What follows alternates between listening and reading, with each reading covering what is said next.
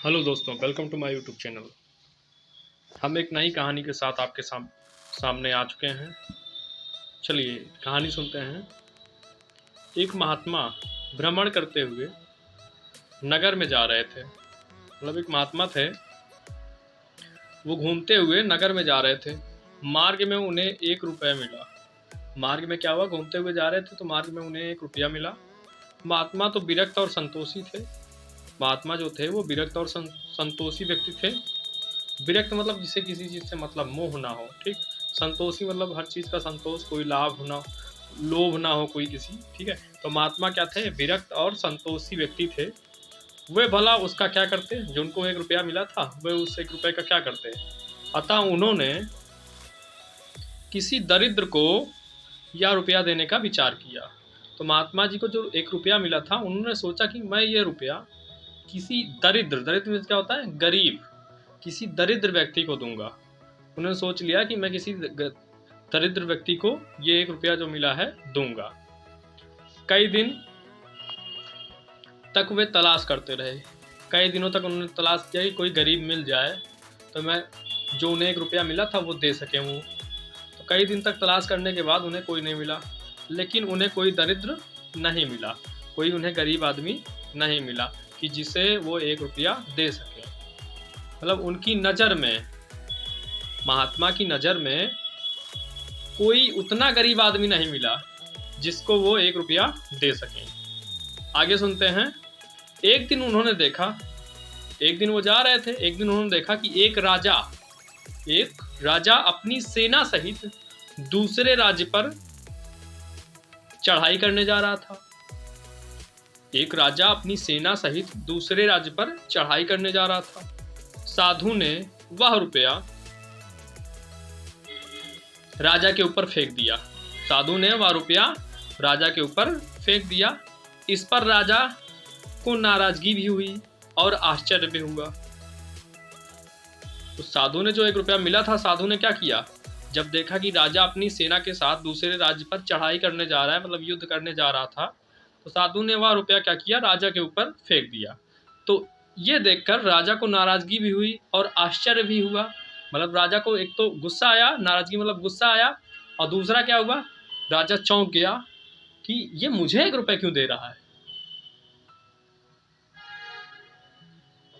क्योंकि रुपया, आगे पढ़ते हैं, क्योंकि रुपया एक साधु ने फेंका था।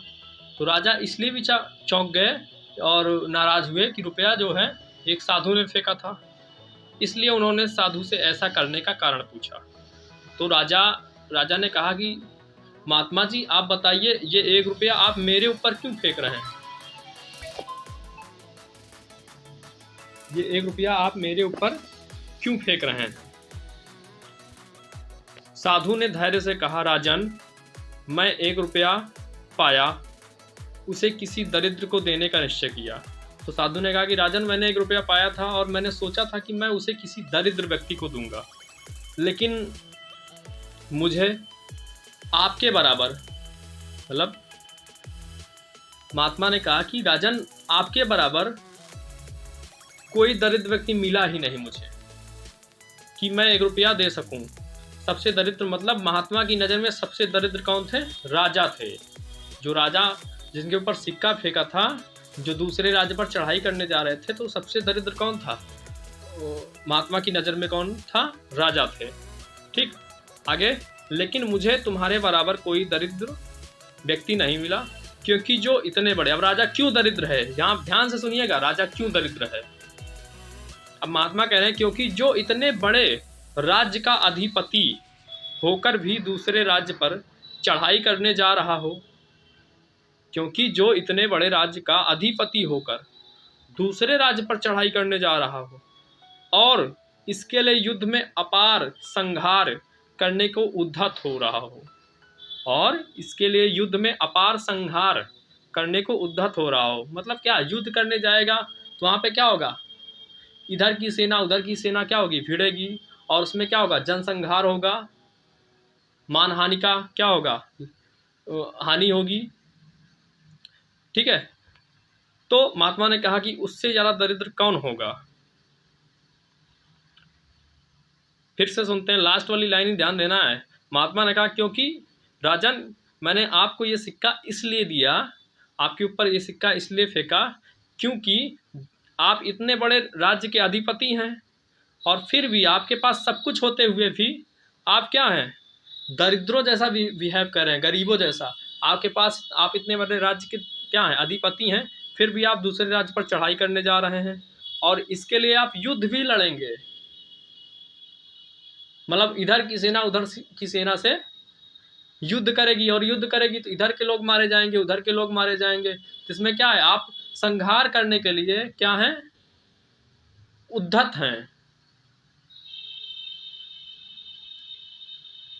तो महात्मा ने कहा, इसलिए मैंने ये सिक्का आपके ऊपर उछाला कि आपसे ज़्यादा गरीब व्यक्ति मुझे अभी तक कोई दरिद्र व्यक्ति नहीं मिला।